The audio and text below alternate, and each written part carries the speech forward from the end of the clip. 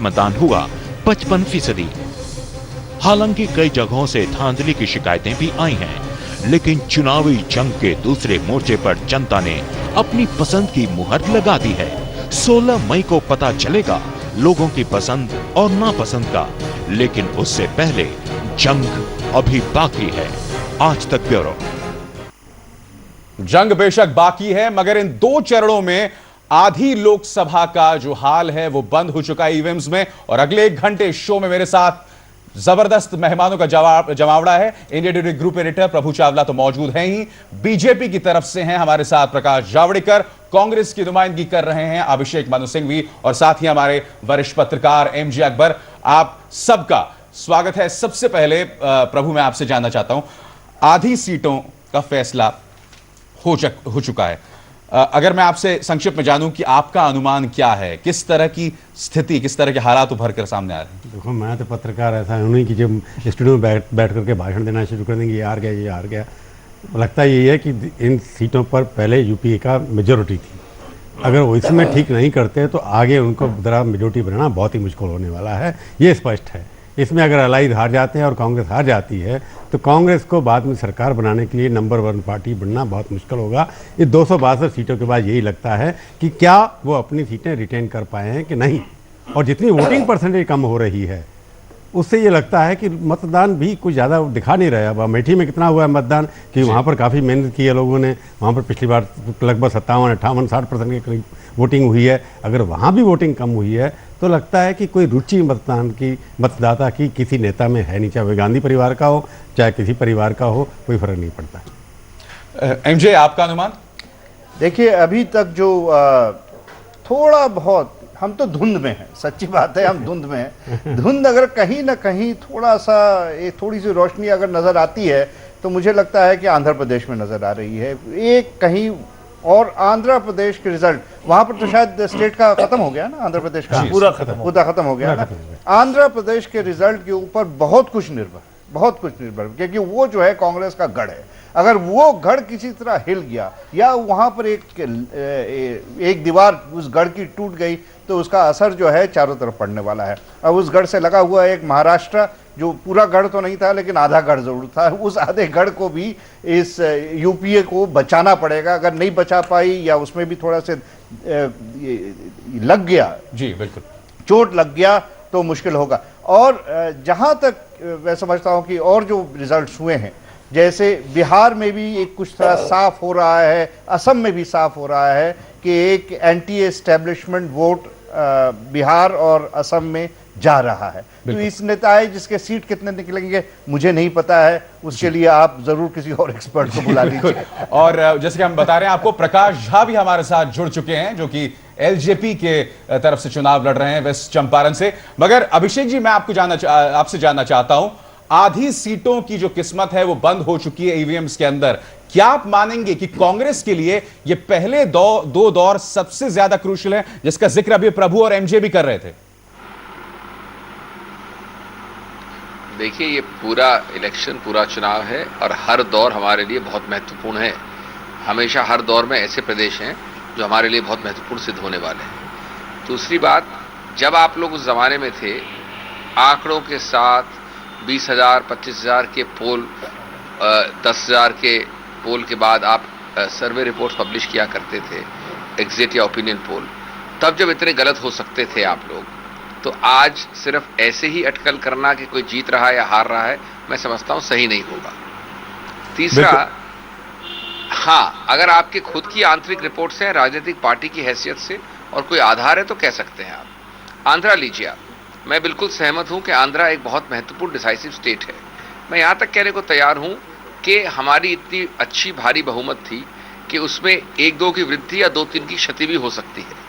लेकिन अगर आप वहां के प्रोग्राम को उठाएं, वहां के आंकड़ों को देखें, तो मैं समझता हूं सभी प्रदेशों में कांग्रेस या गैर कांग्रेसी सबसे अनूठे आंकड़े प्रोग्राम स्कीम्स को कार्यान्वित करने के हुए हैं उस प्रदेश में। जी अभिषेक जी, मैं वहां खुद कैंपेन करके आया हूं, आंध्र में, हैदराबाद, वाइजैग और जगहों पे, और मैं आपको डंके की चोट कह सकता हूं कि अगर किसी भी प्रकार से स्कीम्स पर कार्यान्वित करने पे, सोशली इंक्लूसिव प्रोग्राम्स पे वोटिंग हुई तो हम भारी बहुमत से जीतेंगे दोनों चुनावों में। बाकी आगे क्या होता है भविष्यवाणी नहीं कर डॉक्टर सकता। साहब हम हमारे को कह रहे हैं आप प्रेडिक्ट मत करिए, और आप कर रहे हैं क्योंकि आप तो पार्टी की तरफ से हैं। ये भी बोलेंगे बीजेपी वाले हम जीत रहे हैं, आप भी बोलेंगे जीत रहे हैं, आपका तो राइट बनता है क्लेम करना। हमने इस बार कोई प्रेडिक्शन नहीं की, इसलिए कहा कि आप जीतेंगे या नहीं आएंगे तो मतदान ही बताएगा उस वक्त जब 16 तारीख को पर्चे खुलेंगे। परंतु लगता नहीं है कि आपके लिए इन स्टेट्स के अंदर कोई एंटी इनकम्बेंसी प्रोग्राम इंप्लीमेंट हुए या नहीं हुए, इससे ऊपर से चर्चा का विषय हो सकता है, परंतु एंटी इनकम्बेंसी का कोई आपको फायदा या नुकसान हो रहा है कि नहीं हो रहा है? हमने अब ये मान लिया है, आप भी जानते हैं, हम भी जानते हैं, सभी पार्टियां मानती हैं कि प्रदेश में बहुत हद तक अगर प्रोग्राम अच्छे हुए तो आजकल एंटी इनकम्बेंसी प्रो इनकम्बेंसी बन जाती है। ये प्रदेश टू प्रदेश निर्भर करता है। इसके उदाहरण आपने हाल में देखे और जगह भी देख सकते हैं आप। मेरा कहने का मतलब यह है कि आप जरा एक बार सोचें, 3 प्रोग्राम लें सिर्फ, और मेरे पास पूरे आंकड़े को मैंने खुद कैंपेन किया है। हाउसिंग में 67 लाख घरों की वायदा, 20 लाख हैंडओवर कर दिए हो गए हैं, बाकी पे काम तेजी से चल रहा है। जल विज्ञानम जो सबसे बड़ा इरिगेशन प्रोजेक्ट है दुनिया का, उसमें जबरदस्त काम हुआ है। इस प्रकार के मैं आपको आंकड़े बहुत दे सकता हूं। 10% वैसे हम अपने बिल्कुल अभिषेक जी हम अपने दर्शकों को ये बता दें। और एक मिनट कृषि में जो दुनिया भर में नहीं हुई, 6% औसतन प्रतिवर्ष, 6% कृषि में बहुत ज्यादा होता है। लेकिन ये सब कहने के बाद मैं मानता हूं कि चूंकि हमारे इतने ऊंचे आंकड़े थे, उनको रिटेन करना ही हमारे लिए एक बहुत बड़ी विजय होगी। चलिए अभिषेक जी, मैं गुजारिश आपसे करूंगा अगर आप संक्षिप्त में जवाबों को रखें। दरअसल अपने दर्शकों को बताना चाहेंगे कि हम लगातार जो आंकड़े अपने स्क्रीन पर दिखा रहे हैं, हम पिछले चुनावों से तुलना कर रहे हैं इस साल की। आप देख सकते हैं कि हम इस वक्त आपको वोट फीसदी का आंकड़ा ये है, मंजर आपको दिखा रहे हैं आंध्र प्रदेश का। कांग्रेस को पिछली बार 19 सीटें मिली थी और इसी दौरान की बात करें, और अगर टीडीपी की बात करें तो 1 सीट। हम यहां प्रकाश जावड़ेकर जी से पूछना चाहेंगे। प्रकाश जी, जिसका जिक्र अभी प्रभु भी कर रहे थे, जिस तरह की उदासीनता हम देख रहे हैं खासकर उत्तर प्रदेश में, बिहार में, तो जिस एंटी इनकम्बेंसी का फायदा आपको या कांग्रेस को होना चाहिए वो दिखाई नहीं दे रहा। क्या वोटर इस वक्त उदासीन है सियासत को लेकर? नहीं, ऐसा मैं नहीं मानता। एक तो ये जो आंकड़े आज आते हैं, कल जब आएंगे तो 5 और 7% का फर्क आपको फाइनल फिगर्स में मिलेगा। फिर भी कम दिखाई देता है। मुद्दा यह है कि हर प्रदेश का एक अपना नजरिया है, हर एक प्रदेश का अपना सीन है। आज आंध्र में 68% वोट हुआ है। क्यों हुआ है? क्योंकि वहां असेंबली भी साथ में है, और अभिषेक जी कुछ भी अपना मत रखने के लिए स्वतंत्र है, लेकिन वास्तविकता है कि एक बहुत बड़े बिट्रेयल के पापी हुए है कांग्रेस सरकार। उन्होंने तेलंगाना का वादा किया था, उससे वो मुकर गए। उनके 3 साथी थे, सीपीआई, सीपीएम, टीआरएस, वो उनको छोड़ गए, उनका दूसरा अलायंस बना। और जिस तरह से एक पीआरपी नया पार्टी उभर आया तो पूरा बिखराव हो गया आंध्र के वोटिंग में, और इसलिए इस बार तो कांग्रेस की नैया वहां डूबनी है। पिछली बार उनके खुद के 29 एमपीज थे, इस बार आधी भी नहीं रहेंगे, इतना मैं कह सकता हूं, कहेंगे। बिल्कुल। एमजे, मैं आपसे जानना चाहता हूं, जाहिर सी बात है कि सीधे नतीजे क्या आएंगे उस पर यह निर्भर नहीं करेगा, आपके साथी कौन होंगे उस पर निर्भर करेगा। आपके हिसाब से कमजोर हालत किसकी है, कांग्रेस की या बीजेपी की? हालांकि दोनों देखिए, मैं जो है ये इलेक्शन जो है, बार बार मैं कह रहा हूं कि इसको बड़ी पार्टियों के नजर से मत देखिए। छोटी पार्टियों की भी कुछ आंख होती हैं, वो भी देखते रहते हैं। छोटी पार्टी इसकी उतनी खास कोई आइडियोलॉजी नहीं रहती है, जैसे तमिलनाडु वगैरह में वो देखते हैं कि भाई जीत कौन रहा है, जमीन किसके साथ है, और फिर वो झुकता है, और उसके झुकाव से फिर जमीन और भी तेज हो जाता है। आखिर में अगर कांग्रेस आज आंध्र प्रदेश में अगर मुश्किल में है तो फिर इसका सबसे बड़ा कारण है कि प्रकाश काराट ने 1 साल से, जब से कांग्रेस ने लेफ्ट को ठुकराया है यूएस न्यूक्लियर डील पे, तब से उन्होंने बहुत कोशिश की है, और उन्होंने आंध्र प्रदेश में वही एक अलायंस बना दिया है जो पूरा अलायंस पिछली बार कांग्रेस के साथ था। और इसीलिए बेसिक वोट दोनों के अगर 1% कम, 2% दो, ये छोटी पार्टियां जो हैं 8%, 9% वोट ले आती हैं, और उसका वो फिर वो छोटा सा एक हवा सैलाब बन जाता है। बिल्कुल, एक छोटी पार्टी का आपने जिक्र किया। प्रकाश झा हमारे साथ मौजूद हैं, जो कि एलजीपी के नुमाइंदे हैं वेस्ट चंपारण से। प्रकाश जी, मैं आपसे जानना चाहता हूं, ये आप चुनाव लड़ रहे हैं, कितना अलग है अपहरण या राजनीति में जो आपने पेश किया है पर्दे पर, और इस वक्त जो आप वहां कर रहे हैं, कितना फर्क आप देख रहे हैं दोनों के बीच में? वो उसी पार्टी तरफ लड़ रहे हैं ना। मेरे लिए तो खास फर्क नहीं पड़ता है, क्योंकि मैं शुरू से ही जिस तरह की फिल्में बनाता रहा हूँ वो समाज में हो रहे परिवर्तन और समाज की सारी डेवलपमेंट जो होती हैं उनको समझने की कोशिश करता हूँ, उनके समीकरण समझने की कोशिश करता हूँ और फिर उनको शेयर करता हूँ। तो चाहे दामुल बनाई, मृत्युदंड बनाई, गंगा जल अपहरण और अब राजनीति बना रहा हूँ। हाँ, इस बार चुनाव में जब रियल मुद्दे होते हैं, चुनाव में जब आप लोगों के साथ कमिटमेंट के साथ काम करते हैं, उसमें इन्वेस्ट करते हैं अपना समय, अपनी ताकत, अपना पैसा, तो एक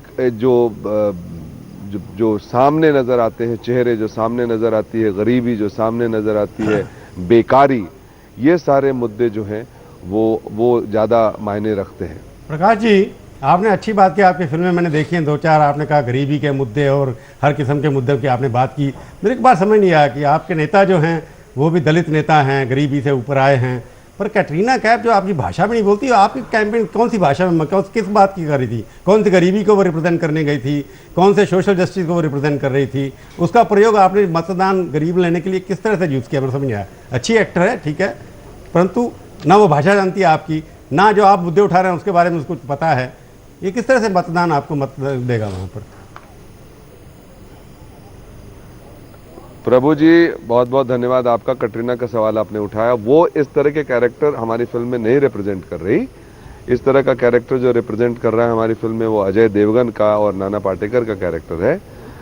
कटरीना कैफ जो है एक ऐसे राजनीतिक परिवार जो ऊंचे परिवारवाद की राजनीति करते हैं उस परिवार से बिलोंग करती है, और वो पढ़ी लिखी और विदेशी कल्चर को समझने वाली लड़की है, उसका किरदार कर रही है। गरीबी को भी समझती है वो। नहीं है गरीब तबके से नहीं, वो जो है वो दूसरे तबके के, दूसरे क्लास के, और जो मेरी राजनीति फिल्म है उसमें हर क्लास जो राजनीति में कहीं ना कहीं से इन्वॉल्व होता है। कई वो तो एंटरटेनमेंट है ना फिल्म तो कह रहे हैं कि अमीर भी उनके लिए वोट दे रहे हैं। चलिए, ये अजीबोगरीब विडंबना है कि प्रकाश झा जिस पार्टी से जुड़े हुए हैं वहां पर भी बाहुबलियों की कमी नहीं है, और उनकी जो फिल्में रही हैं, चाहे अपहरण हो, राजनीति हो या गंगा जल, इसका भी जिक्र किया जाता रहा है। 10 लाख का रेड हुआ है। चलिए ये तमाम चीजों की चर्चा हमारी जारी रहेगी। खासकर कांग्रेस की भी हम बात करेंगे, जो कि कोशिश कर रही है कि किसी तरह से वामपंथी दल उनके साथ हो जाएं, मगर वामपंथी दलों के तेवर क्या हैं आप और हम सब जानते हैं। हम यहां ले रहे हैं छोटा सा ब्रेक, ये चर्चा लगातार जारी है।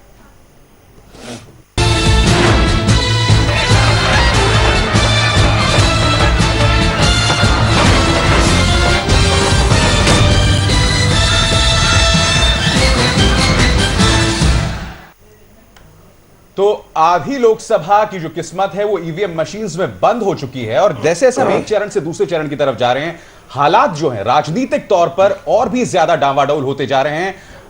कांग्रेस अपनी तरफ से लगातार कह रही है कि वो वामपंथी दलों के साथ एक तरह से किसी तरह का तालमेल चाहेगी। अभिषेक जी, मैं आपसे जानना चाहता हूं, क्या ये कहीं एक डेस्परेशन तो नहीं है, क्योंकि वामपंथी दल आपके साथ किसी भी सूरत में नहीं आना चाहते, मगर मनमोहन सिंह अक्सर बहुत नॉस्टैल्जिक हो जाते हैं जब वो वामपंथी दलों के साथ की बात करते हैं, तो ये क्या हो रहा है, इतना का डेस्परेशन क्यों है कांग्रेस में?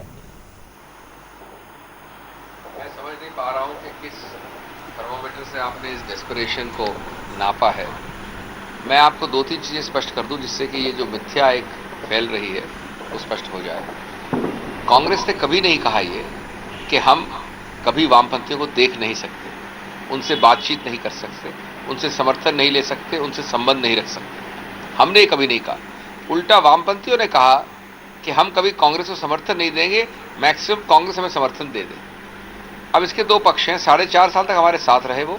हमने अब भी स्पष्ट कर दिया है कि आप अगर हमें सकारात्मक समर्थन देते हैं तो कोई आपत्ति नहीं, लेकिन अगर आप ये समझते हैं कि किसी मुद्दे पे यूपीए के कोई भी घटक का वीटो है कि वो सबको रोक सके अपने एक मत के ऊपर, तो वो संभव नहीं है। यही हमने कर दिखाया 4.5 वर्षों में। एयरपोर्ट प्राइवेटाइजेशन, 1, 2, 3 जो भी मुद्दे हुए जहां हमने समझा नेसेसरी है, आवश्यक है देश के लिए, हमने किया वो।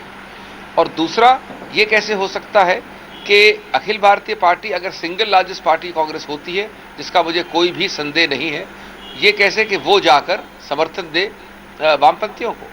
ये तो बहुत अजीब बात होगी और बहुत रेयर होता है। नहीं, हुआ है कभी कभी राजनीति में, ये नहीं कह रहा नहीं हुआ है, हुआ है।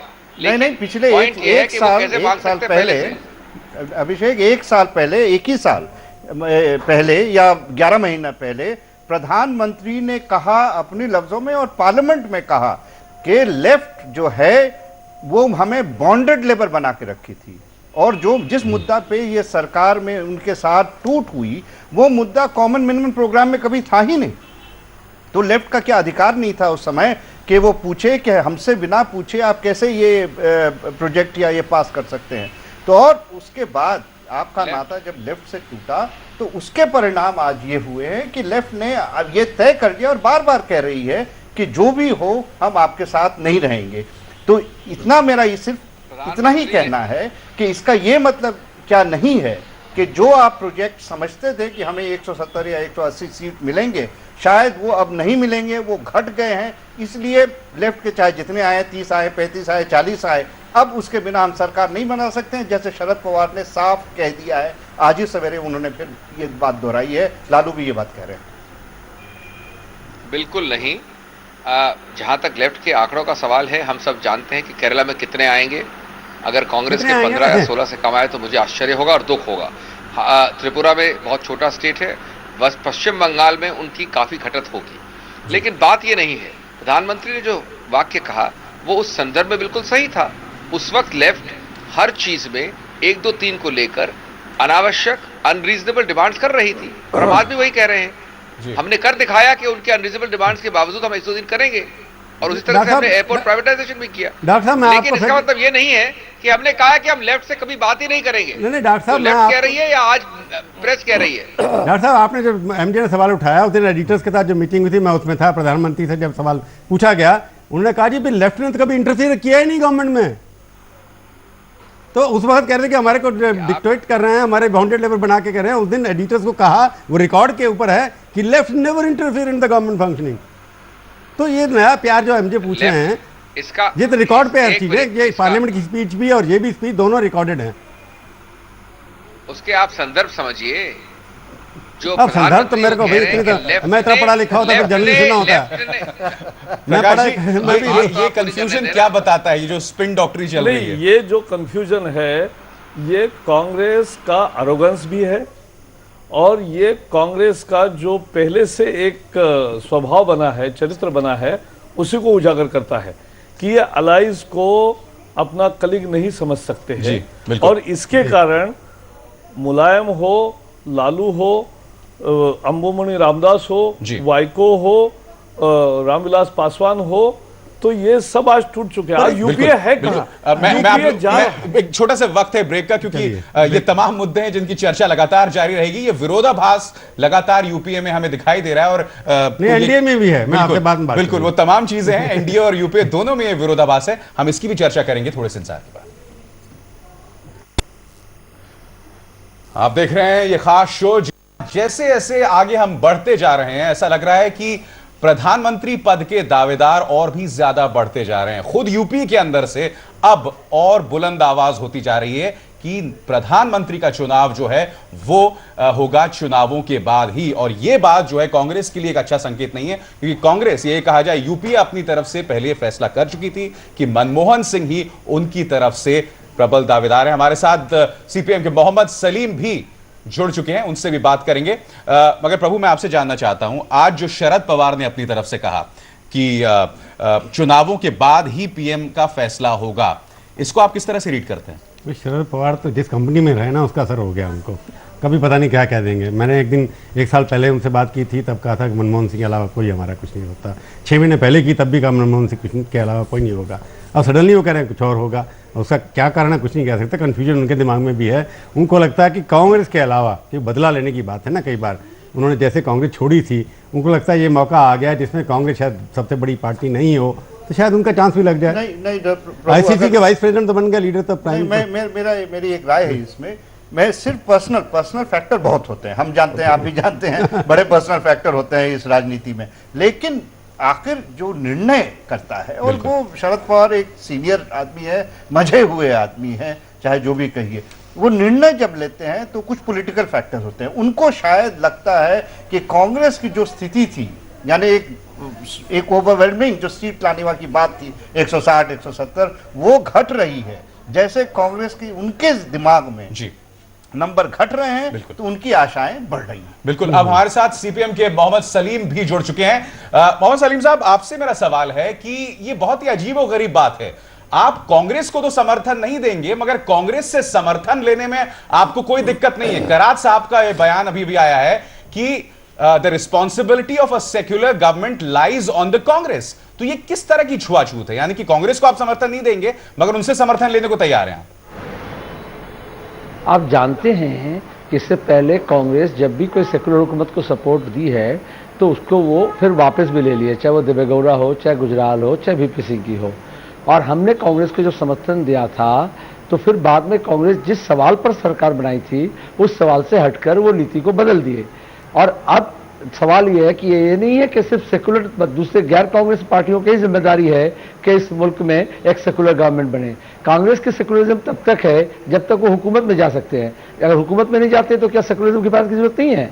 तो ये जिम्मेदारी का एहसास दिला रहे हैं हम उनको। अब जरूरत उनकी सपोर्ट की है या नहीं है वो तो लोग ठीक करेंगे। अगर कांग्रेस की जिम्मेदारी नहीं सब एहसास होती है तो लोग ऐसा स्थिति बनाएंगे कि बिना कांग्रेस के सपोर्ट ही इस मुल्क में मोहम्मद सलीम साहब, आपसे प्रकाश जावड़ेकर साहब कुछ कहना चाहते हैं। विरोधाभास नाम है यूपी और उनके साथियों का। वो तो यूपी में नहीं है। नहीं, कल तक साथ थे और कल तक साथ थे और आज इतने प्रधानमंत्री के दावेदार हो गए, शरद पवार भी हो गए, प्रकाश कारत भी हो गए और सब कुछ हो गए। तो लोगों के सामने दो विकल्प दिख रहे हैं। एक है कि पूरा एनडीए कह रहा है कि केवल अडवाणी और केवल अडवाणी ही प्रधानमंत्री बनेंगे और यहाँ यूपीए का जमावड़ा है जो कभी उनके साथ रहे। हर एक कोई कह रहा है कि मैं प्रधानमंत्री होना चाहता हूँ, जिनके चुन के नहीं आने वाले हैं, जो खुद लेफ्ट कम हो रहे हैं, आरजेडी हार रही है, एलजेपी जा रही है, फिर भी वो कह रहे हैं हम प्रधानमंत्री के दौर में। तो ये विरोधाभास जो है वो जनता को बहुत निश्चित रूप से समझता है। मैं बता दूं, हमने एक कवर स्टोरी की थी इंडिया टुडे में, प्रधानमंत्रियों का बाजार लगा हुआ है। ये तो हर कैंडिडेट प्रधानमंत्री के लिए मैं अवेलेबल हूँ, दुकान लगी हुई है मेरे में से किसी को कुछ स्वयंवर लगा हुआ है। फर्क है ना दोनों गठबंधनों में, जो फर्क दिखाई दे रहा है। और देखो, आप इश्यूज को ओझल मत करिए। ये जो लोग वोट दे रहे हैं इश्यूज का एक प्रभाव है। सरकार बार बार कह रही है कि 0% महंगाई हो गई और हर चीज के दाम बाजार में जाता है तो बढ़ पाता है, तो लोग महंगाई पर है, मंदी से उभर रहे कह रहे, लेकिन लोग बेरोजगार हो रहे हैं। ये जो जीवन की वास्तविकता है, इससे आज ये नेता जो चर्चा कर रहे हैं वो बहुत दूर हो गए और इसलिए इस पर लोग वोट कर रहे हैं। बिल्कुल। मोहम्मद सलीम, मैं आपसे पूछना चाहता हूं, आपने खुद 1996 के उस मंजर का जिक्र किया जब कांग्रेस, आपने उस वक्त भी कहा था कांग्रेस पे भरोसा नहीं किया जा सकता, मगर आप फिर उस ऐतिहासिक भूल को दोहराने के लिए तैयार हैं? अभी देखिए, इतने जल्दी फैसला आप मत कीजिए। अभी 2 चरण के चुनाव हुए हैं, 5 चरण में चुनाव होंगे। 2 चरण पहले आप ये कह रहे थे कि आप क्या कांग्रेस को समर्थन करेंगे या नहीं। अब आपके आंकड़ा ये बता रहे हैं कि आप कांग्रेस से समर्थन लेंगे या नहीं। तो कैसे? अभी देखिए, इब्तिदा इश्क में रोता है क्या, देखिए आगे आगे होता है क्या। जनता फैसला करती है और वो एक ऐसा फैसला करेगी कि ना कांग्रेस या बीजेपी का कोई जिम्मेदारी नहीं लेना पड़ेगा, तीसरे मोर्चा के लोग ही जिम्मेदारी लेंगे। प्रकाश झा, मैं आपसे जानना चाहूंगा, आपकी पार्टी ने भी मनमोहन सिंह के लिए, कांग्रेस के लिए कम दिक्कतें पैदा नहीं की हैं, खासकर उनकी दावेदारी को लेकर। पासवान साहब बार बार जो हैं इस तरह के संकेत देते रहे हैं कि उन्हें भी कहीं ना कहीं ये मंजूर नहीं कि मनमोहन सिंह ही बने अगले प्रधानमंत्री। नहीं, उनके लालू ने मेरे से कहा था कि हम तो पासवान को प्रधानमंत्री बनाएंगे, दलित को बनाएंगे। जाहिर है, ये प्रथा है कि जब जिस तरह का गठबंधन होगा, जिस तरह के समीकरण बनेंगे और उस तरह के समीकरण में कौन सबसे उपयुक्त प्रधानमंत्री होगा उसका चुनाव किया जाएगा। बिल्कुल। अभिषेक जी, क्या कहना चाहेंगे आप? इतनी आवाजें अब उभर कर आ गई हैं, मनमोहन जी की दावेदारी तो अब खतरे में है। ये भी ऐसा है, उनको बोलने दो। अभिषेक जी। बिल्कुल नहीं, मेरी बात सुन लें 1 मिनट। कांग्रेस का जहां तक मत है वो बड़ा स्पष्ट शुरुआत से रहा है। डॉक्टर मनमोहन सिंह इस गठबंधन के प्रधानमंत्री है, कांग्रेस के प्रधानमंत्री है, कांग्रेस प्रधानमंत्री रहेंगे। अब जो बात पवार जी ने कही उसको अगर आप ध्यान से देखें तो उसमें गलती क्या है? निश्चित रूप से जिसके सबसे सिंगल लार्जेस्ट पार्टी होगी या जिसके आंकड़े होंगे वही ये बात कर सकता है, दावा बना सकता है प्रधानमंत्री। आज की तारीख में कांग्रेस दावा इसलिए कर रही है क्योंकि सिंगल लार्जेस्ट ही नहीं है, यूपीए की लीडर ही नहीं है, लेकिन हम पूरी तरह से आश्वस्त है कि अगली बार भी हमारा ऐसा ही होगा। निजी आकांक्षाएं सबकी हो सकती हैं, आपके बारे भी हो सकती हैं, लेकिन निजी आकांक्षा जो आंकड़ों के साथ या नंबर्स के साथ आधारित नहीं है तो उसका कोई फायदा नहीं। तो नहीं, मुद्दा यह है, वही पार्टियां दावा कर सकती हैं, मैं बीच में नहीं काटना चाहता, लेकिन एक मुद्दा साफ है कि कांग्रेस को अगर आश्वस्त होती कि हमें बहुमत मिलने वाला है तो वो कोई मनमोहन सिंह जी का नाम नहीं बताते, फिर राहुल बाबा का ही नाम बताते। लेकिन चूंकि उनको पता है कि यह आगे क्या होने वाला है और क्या आगे रखा है, इसलिए अब मनमोहन सिंह जी का नाम चला है, तो हारे तो मनमोहन सिंह हारे। ये सलीम साहब ने एक शेर पढ़ा, उसमें थोड़ी सी मैं परिवर्तन थोड़ा सा बदल रहा हूँ। तो शायद मीर का शेर है कि इफ्तिताह इश्क है देखिए होता है क्या, उसको जरा बदल दीजिए, इफ्तिताह जंग है देखिए होता है क्या। एमजे, मैं आपसे जानना चाहता हूं, क्या आपको लगता है कि सेक्युलरिज्म इतना मजबूत शब्द है कि वो उस चमत्कार को कर दिखा सकता है जिसमें कांग्रेस और वामपंथी दल एक साथ फिर उसी तरह से उसी 4.5 साल के तजुर्बे को दोहराते दिखाई दें? क्या ये शब्द इतना मजबूत है आपके हिसाब से? मैं इसको थोड़ा पढ़ रहा हूँ। सेक्युलरिज्म इतना स्ट्रांग वर्ड है कि हार को जीत में बदल देता है। ये नहीं है। देखिए पिछली बार तो हार गए थे ना सब लोग। एक होता है हार और दूसरा एक और फिनोमिनन होता है, उसको कहते हैं साइकोलॉजिकल हार।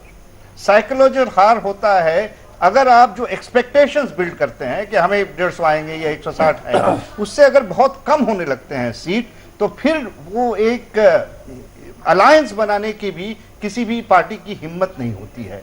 जैसे आप देखिए कर्नाटक में अगर देवेगौड़ा और कांग्रेस चाहते, जैसे जिस दिन रिजल्ट निकला था उस दिन अगर वो मिल जाते दोनों, तो बीजेपी सरकार नहीं बना पाती, बिल्कुल नहीं बना पाती। बीजेपी के 5 कम थे जी। लेकिन जब नंबर्स आने लगे और कांग्रेस पीछे लगने लगी, तो वो साइकोलॉजिकल जो इनिशिएटिव चाहिए वो नहीं होता है। तो आप देखिएगा, सिर्फ इसमें एक देखिएगा कि जहां पर ये सब जो इश्यूज हैं, ये वोट के इश्यूज खत्म हो जाएंगे और गवर्नेंस के इश्यूज आएंगे, उस वक्त तैयार करेंगे, जो भी अलायंस बनाए तैयार करेगी कि भाई हम गवर्नेंस के लिए एक कॉमन यूनियन प्रोग्राम बनाते हैं। उसमें जैसे अगर बीजेपी को कहना होगा कहे कि नहीं भाई मंदिर जो है वो बाद में हम देखेंगे। मेरे ख्याल से प्रकाश जी, आपका ये मानना है कि जो बार-बार सांप्रदायिकता या सेक्युलरिज्म की चर्चा अपने देश में एक बकवास साबित हुई है।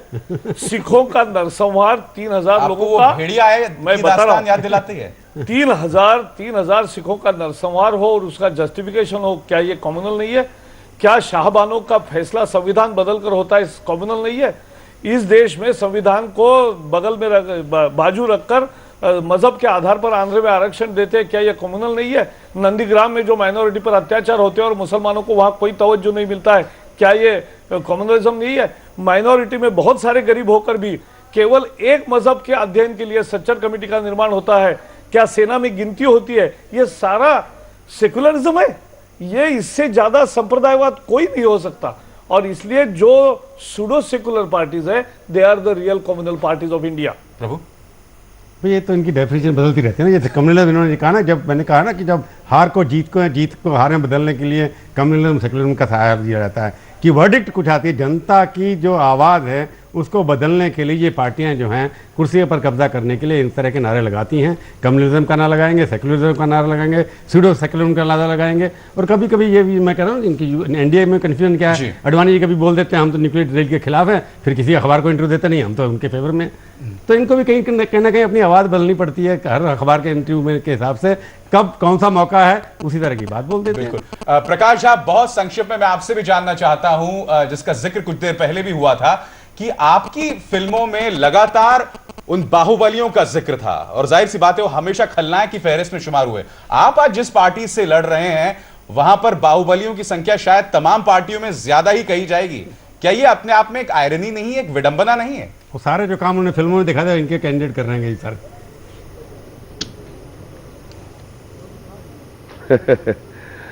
नहीं, जाहिर है कि जो बाहुबली हैं उनका राजनीति में जिस तरह से आगमन हुआ है, ये निश्चित रूप से चिंता का विषय है।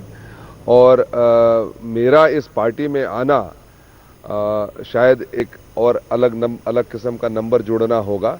तो ये भी ज़रूरी है कि मुझ जैसे लोग जो प्रोफेशनल्स हैं, जो कमिटेड हैं पीपल्स कॉज को और जो चाहते हैं कि समाज में सही परिवर्तन हो, रियल परिवर्तन हो और एक इंक्लूसिव ग्रोथ की भाषा जो है वो समझी जाए, तो इनका भी आना जरूरी है। जो बाहुबली हैं वो अगर डिस्टर्ब करते हैं हमारे राजनीतिक और सामाजिक एलिमेंट्स को, तो ये बात सही नहीं है और मैं सहमत हूँ इस बात से। लेकिन रामविलास पासवान जी ने जिस प्रतिष्ठा और मान के साथ में मुझे आमंत्रित किया और जो उनके पार्टी के सिद्धांत और मोटोज हैं और जिस तरह से वो सबों को साथ लेकर के चलते हैं, वो मुझे अच्छा भी लगा। चलिए तो प्रकाश जी, एक बात है, ये पॉलिटिशियन जरूर बन गए हैं, जवाब देना सीख गए। बिल्कुल प्रकाश जी, घुमा के जवाब दिया जाता है। मेरे जैसे आपके फिल्मों के फैंस को बहुत ज्यादा खुशी होती है अगर आप आजाद उम्मीदवार के तौर पर ही उभर कर आते, मगर आपने कहीं ना कहीं उस पार्टी का सहारा लिया जिसके बारे में बहुत कुछ चीजें कही जाती रही। चलिए बहुत बहुत शुक्रिया प्रकाश जी, आपने वक्त निकाला आज तक के लिए। मगर ये चर्चा लगातार जारी रहेगी। हमारे साथ अभिषेक मनु सिंह भी, सीपीआईएम के मोहम्मद सलीम और साथ ही बीजेपी के प्रकाश जावड़ेकर बने हुए। हम यहां ले रहे हैं एक छोटा सा ब्रेक।